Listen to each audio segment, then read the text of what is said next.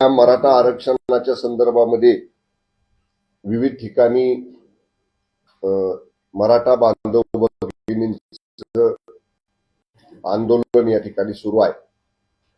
या बाबतीतली राज्य सरकारची भूमिका, विशेषतः मराठा आरक्षण उपसमिती जी माननीय मंत्रिमंडळाची आहे त्याचा एक सदस्य या नात्याने या ठिकाणी मी राज्यातल्या जनतेपुढे आपल्या माध्यमातून अवगत करत आहे। या मराठा आरक्षणाच्या विषयाला खूप मोठी पार्श्वभूमी आहे, परंतु आत्ताच्या मुद्द्यावर जर बोलायचं झालं तर साधारणतः 1 महिन्यापूर्वी 40 दिवसापूर्वी माननीय मनोज जरांगे पाटील साहेबांनी जे मोठं उपोषण केलेलं होतं आणि ते उपोषण त्यांनी स्थगित करावं, थांबवावं म्हणून वेगवेगळ्या पद्धतीनं राज्य सरकारचे प्रयत्न सुरू होते। आमचे अनेक माननीय मंत्री महोदय श्री जरांगे पाटील साहेबांना भेटत होते आणि जेव्हा माननीय मुख्यमंत्री एकनाथजी शिंदे साहेबांनी स्वतः त्यांची भेट घेतली, त्यांना राज्य सरकार करत असलेले प्रयत्न सांगितले, तेव्हा माननीय मनोज पाटील जरांगे यांनी या ठिकाणी त्यांचं उपोषण स्थगित केलं।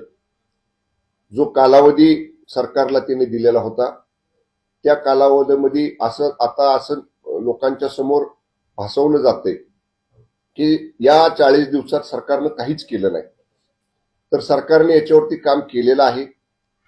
यासाठी मनोज जरांगे पाटील साहेबांची सुरुवातीची मागणी काय होती की आमच्याकडे निजाम स्टेट असताना आमच्याकडे कुणबी प्रमाणपत्र मराठा समाजातल्या लोकांना दिलेली होती, त्या आधारे आम्हाला आमच्या ज्यांच्याकडे होती त्यांच्या वारसाला आता सुद्धा कुणबी प्रमाणपत्र द्या। पण हे जी ऑथेंटिसिटी तपासण्यासाठी काही कार्यपद्धती असली पाहिजे, म्हणून करता सेवानिवृत्त हायकोर्ट जस्टिस शिंदे साहेबांच्या नेतृत्वाखाली आपण एक समिती गठीत केली। त्या समितीला त्यांची कार्यकक्षा निश्चित करून दिली, त्यांना लागणारी सर्व यंत्रणा, त्यांना लागणारी सर्व मॅनपॉवर हे सगळं उपलब्ध करून समितीने त्यांचं काम सुरू केलं।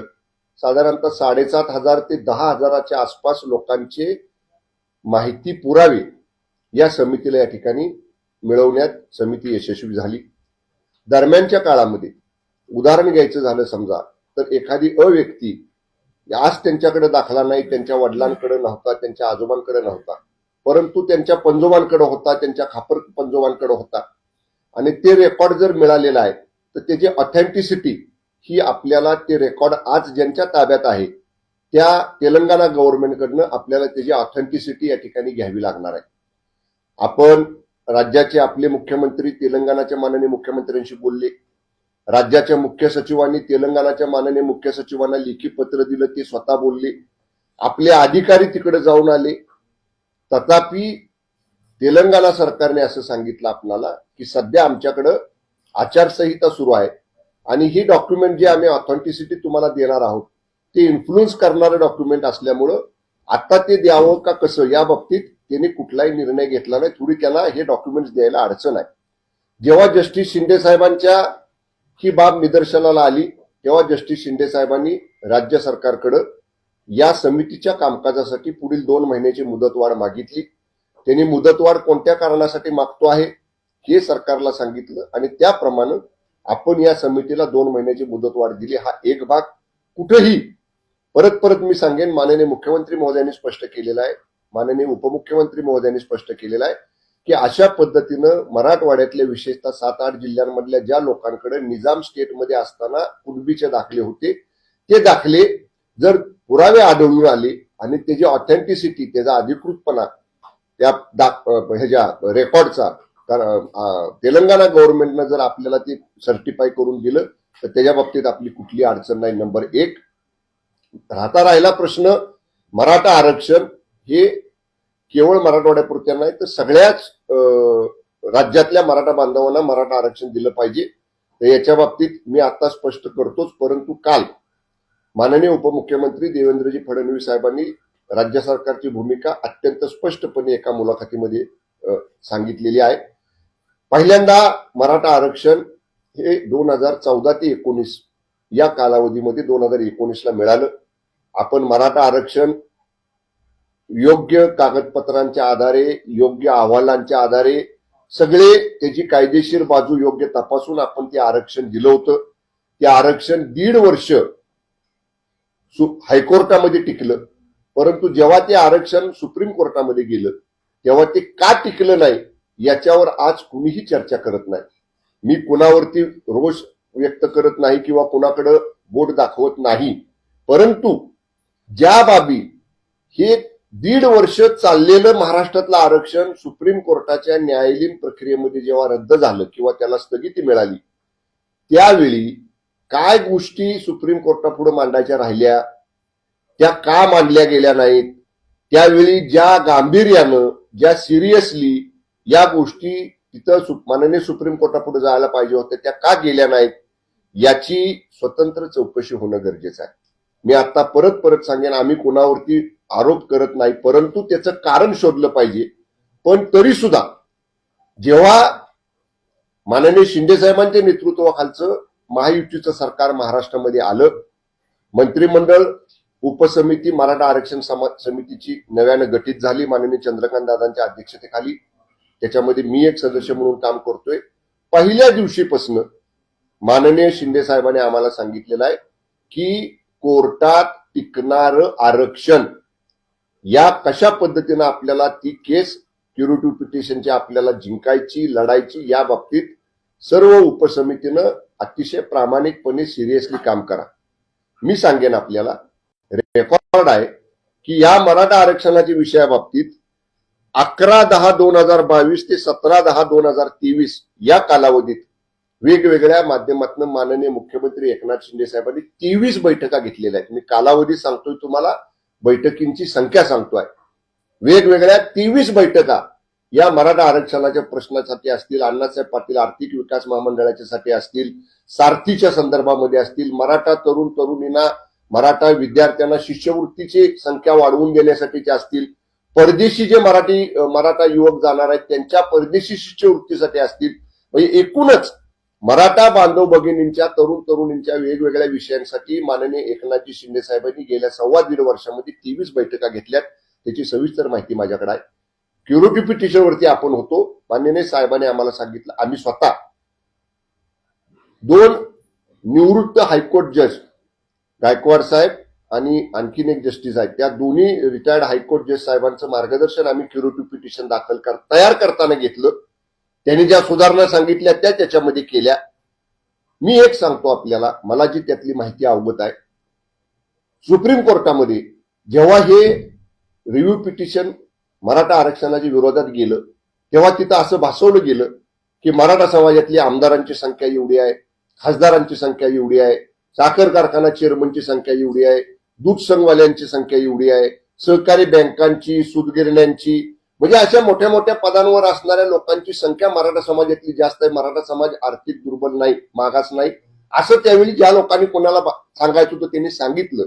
पण जी बाब त्या सुनावणीच्या वेळी समोर यायला पाहिजे होती की 100 लोक जर उदाहरण घेतली तर त्यातली 6, 7, 8 लोक फार फार तर मी आता सांगितलं तशी असतील पदाधिकारी मोठ्या मोठ्या पदांवर, पण 95-97 लोक ही हातगाडी ओढणारी आहेत, हातावर मोलमजुरी असणारी आहेत, लोकांच्या शेतात रोजंदारीनं कामाला जाणारी आहेत, वीटभट्टीवर काम करणारी आहेत, कापड बाजारात काम करणारी आहेत, रंग बाजारात काम करणारी आहेत, माथाडीमध्ये काम करणारी आहेत.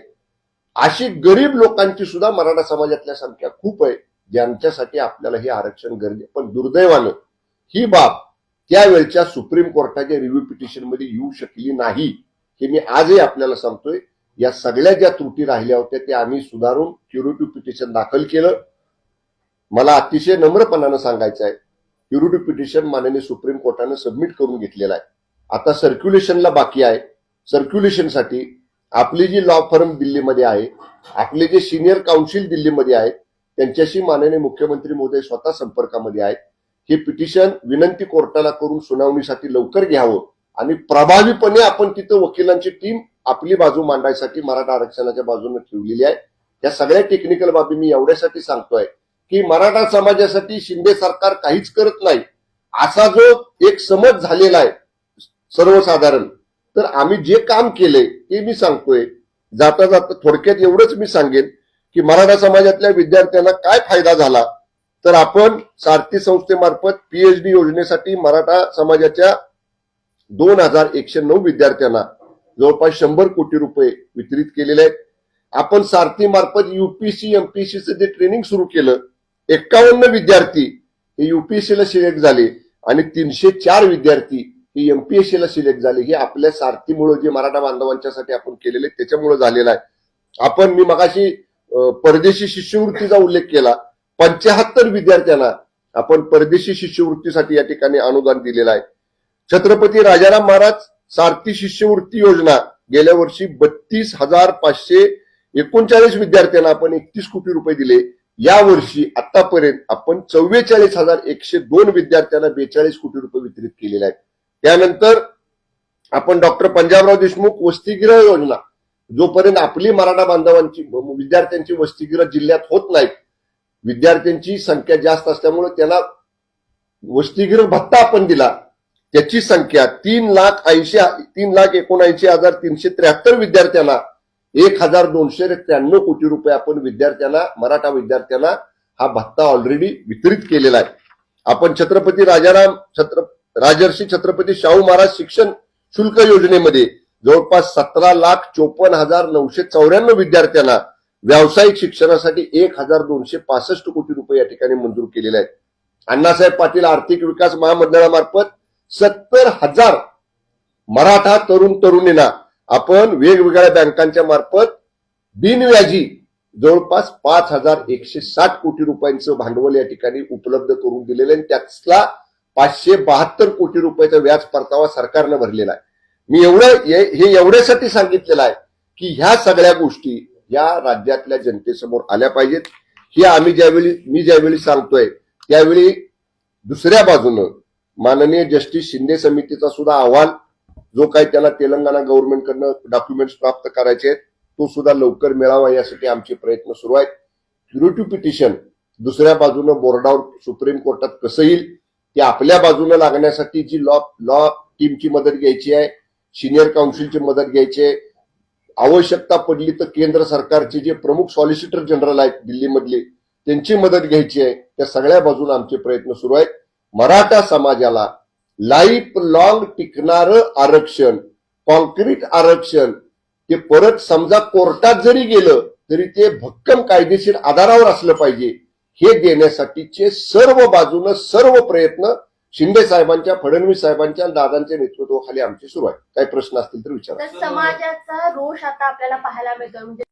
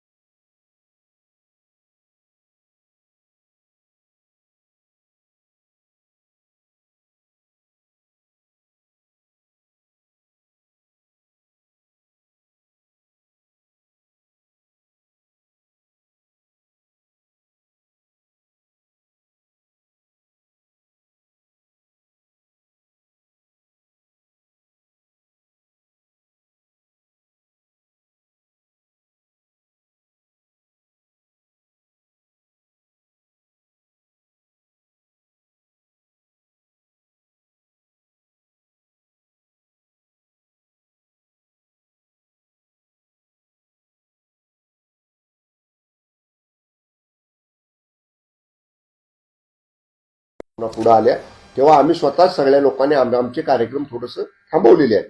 आम्ही सुद्धा मराठा समाजातलेच आहोत. असा त्याचा अर्थ नाही की समाजाच्या भावना वेगळ्या आणि आमच्या भावना वेगळ्या. मी सुद्धा माझ्यापुरतं मत घेतलं तर मी मराठा समाजातला आहे. आणि समाजाचा म्हणण्यापेक्षा जेव्हा सर्व लोक आम्हाला निवडून देतात आणि ह्या पदावर पाठवतात तेव्हा त्या प्रत्येकाच्या विचाराशी आमची बांधिलकी आहे. फक्त मी परत सांगतोय, आपण माध्यमाने सुद्धा समजून घ्या की आम्हाला आता हे आरक्षण जे द्यायचे ते कुठेही कायद्याच्या चाकोरीत अडकणारं नको आहे. ते कायद्याच्या चाकोरीत फिट्ट बसणारं आणि परत मी शब्द वापरला लाईफ लॉंग तर हयात टिकणारं आरक्षण असावं यासाठीचे सगळे प्रयत्न. मागच्या वेळेस जरांगे ज्यावेळेस उपोषणाला बसले होते त्यावेळेस आपण 30 दिवसाचा वेळ मागितला. तुम्ही ऐकलं नाही हो साहेब, तुम्ही उशीर आला. मगाशी सविस्तर ह्याचं एक्सप्लेनेशन मी दिलं की का त्याला लेट होतोय. विनायक राऊत त्यांनी असं पंतप्रधानांना पत्र लिहिलंय की तात्काळ हा जो विषय तो मार्गी लागला. विनायक राऊत पत्र लिहितात. ठीक आहे, ते त्यांचं काम आहे, त्यांनी लिहावं पत्र. ते खासदार आहेत, पंतप्रधान महोदयांना सर्वच खासदार आमदार पत्र लिहू शकतात. म्हणजे त्यांची भावना मराठा आरक्षणाच्या बाजूनच आहे. काल देवेंद्र फडणवीसांनी टीव्ही 9ला मुलाखत दिली, त्यामध्ये म्हटलं की एकनाथ शिंदे जर अपात्र ठरले तर आमच्याकडे प्लॅन बी तयार आहे.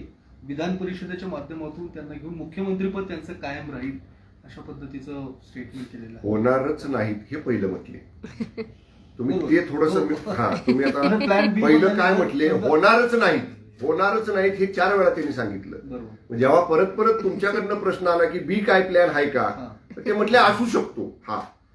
त्याला काय म्हणजे बी प्लॅनची आवश्यकता सुद्धा नाही हे सुद्धा साहेब म्हणाले, फडणवीस साहेब. त्यामुळे पहिल्या वाक्यावर भर द्या जे 4 वेळा ते बोलले की ते अपात्र होण्याची शक्यता नाही. आम्ही कायद्याचा अभ्यास केलेला आहे. कायद्याच्या चौकटीत बसणारा निर्णय शिंदे साहेबांना मुख्यमंत्री करताना सगळ्या बाजू तपासून घेऊन सगळ्या बाजूंचा पुरेपूर अभ्यास करून मेरिटमध्ये असणारा निर्णय आम्ही घेतलाय. त्यामुळे त्याचा आदर हा माननीय विधानसभा अध्यक्षांच्या सुनावणीमध्ये सुद्धा राहील असं वाटतंय आम्हाला. आवश्यकता वाटत नाही. विधान परिषदेवर आमदारांचं काय नाही, बी प्लॅनची आवश्यकताच नाही. पण त्यांनी सांगितलं तुम्ही जर तरचा प्रश्न think positive, always think positive, सकारात्मक विचार करा. आमदारांचं काय मग काही होणार नाही. फडणवीसांच्या याच वक्तव्याचा संजय राऊतांनी धिक्कार केलेला आहे की अशा पद्धतीने तुम्ही एकनाथ शिंदेना जर विधान परिषदेवरती घेतात आणि प्लॅन बी तयार करतात मग मराठ्यांच्या याच्यावरती स्वतः माननीय उपमुख्यमंत्री फडणवीस साहेबांनी हे वाक्य वापरलेलं नव्हतं. माननीय फडणवीस साहेबांची मुलाखत स्टार्ट टू एंड अनकट होती, ती स्वतः मी बघितली. त्यामुळं मला शब्द तो पाठ आहे. फडणवीस साहेबांनी 3-4 वेळा सांगितलं आवश्यकता नाही, बी प्लॅनची आवश्यकता नाही, बी प्लॅनची आवश्यकता नाही. आता तुम्ही 3-4-5 वेळा विचारलं तरी पण मग तुमच्या समाधानासाठी साहेब तसं म्हणाले. आमच्या समाधानासाठी 40 आमदारांचं काय काही होणार नाही. 40 आमदार हे निश्चितपणे कायद्याच्या चौकटीत बसणारा निर्णय घेतलेले आहेत. जी भूमिका आम्ही उठाव करायची घेतली त्या 40 मध्ये आम्ही आहोत. आम्ही कुठंही नियमभंग केलेला नाही, पक्ष सोडलेला नाही. पक्षाचं नेतृत्व फक्त आम्ही बदललेलं आहे.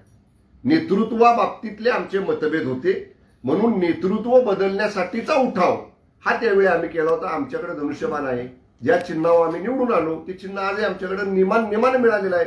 आम्ही कुठं काही नियम बाह्य केले, काहीच केलेलं नाही.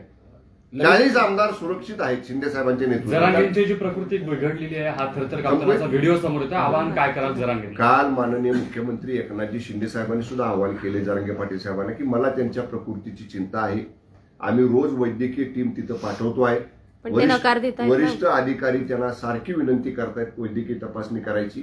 त्यामुळे त्यांनी वैद्यकीय उपचार घ्यावेत, मेडिसिन्स घ्यावीत, औषध उपचार घ्यावं, त्यांनी थोडंसं पाणी घ्यावं, निश्चित स्वतःच्या तब्येतीची काळजी घ्यावी. मराठा समाजाला जरांगे पाटील साहेबांच्या बद्दल नितांत आपुलकी आहे, नितांत आदर आहे.